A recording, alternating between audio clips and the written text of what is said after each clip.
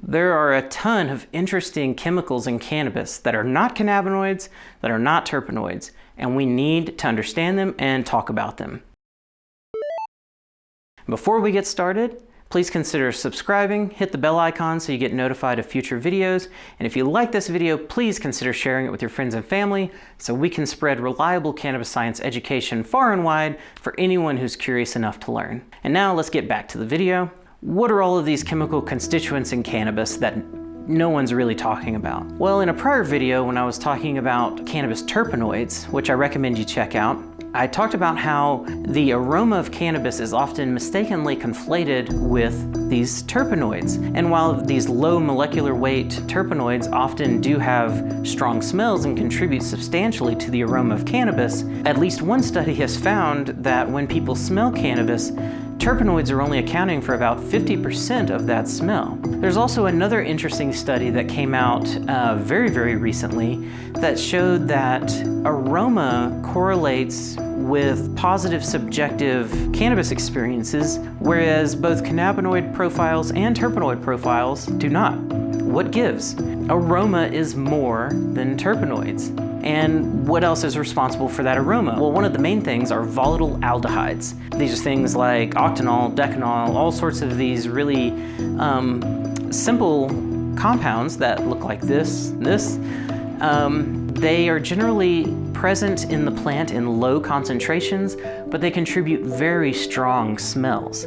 And this is a very important thing to note, that just because there's a high concentration of a chemical in cannabis, it doesn't necessarily mean that that concentration correlates with the amount of power or effect that that chemical is going to contribute to. This is also the case when we talk about cannabinoids as well, because there are trace cannabinoids that are way more potent than THC that may have effects in low concentrations versus things that are in high concentrations. Chemistry and pharmacology, how chemicals affect the body, is complicated. What else are we dealing with in cannabis? Well, when we talk about aroma, we've talked about aldehydes, but there are other things in cannabis too that really we don't understand very well. Things like stilbenoids, which stilbenoids I find very fascinating. They're typically used by plants to discourage herbivory and help with pest defenses, but they also can have incredible therapeutic value. I'm going to make a different video about that soon that I recommend you check out, where I'll talk all about the stilbenoids that are found in cannabis. The artificial banana flavor that you find in a lot of candies is this compound, and it is also found in cannabis. Again, it is a compound that can be present in very low concentrations, but can pack a powerful punch when it comes to flavor. There's also other compounds found in cannabis like flavonoids. Flavonoids are very interesting. They provide a lot of color to plants in general. For instance, if you've ever seen kind of the purple and pink colors in cannabis, a lot of those are related to anthocyanidins, which are a class of flavonoids. Cannabis also produces its own unique flavonoids, as far as we know, called canflavins A, B, and C, but there are all sorts of other flavonoids found in cannabis as well. You're generally going to find these in leaf tissues, plant tissues. Where you see color in the plant is generally where you're going to find these flavonoids.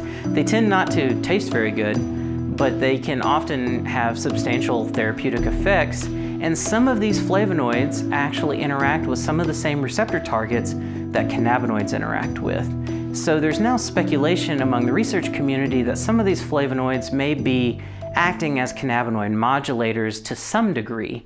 And it may be possible that other plants that are rich in flavonoids may be interacting with the endocannabinoid system and the endocannabinoidome.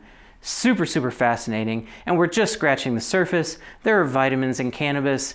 There are all sorts of things in the roots, which I'm going to make a whole video about cannabis roots. Cannabis roots do not get the respect they deserve, but they produce all sorts of interesting compounds, including terpenoids and all sorts of other things. So there's a lot of interesting chemical complexity to explore with cannabis beyond just cannabinoids and terpenoids. And cannabinoids and terpenoids make up, we're talking about hundreds and hundreds of chemicals, but there are other chemicals to consider too. And as we understand how these different chemicals affect things like the endocannabinoid system and the endocannabinoidome, we may find that a lot of these compounds deserve a lot more of our attention than they've gotten in the past. Unfortunately, a lot of cannabis testing labs are currently not equipped to look at these compounds unless they are laboratories that specialize in research and development support. And if you want to know more about cannabis testing, I love teaching people about what goes on in cannabis testing labs and how to assess the quality of data coming out of these labs. But until there's more incentive for cannabis testing labs to invest in the method validation needed to really accurately look at all of these other chemical constituents of cannabis, we're going to be in the dark for a while. And that's okay. We can manage with that for some time. It just shows us that there's a lot more to learn and a lot more to research about this really fascinating plant.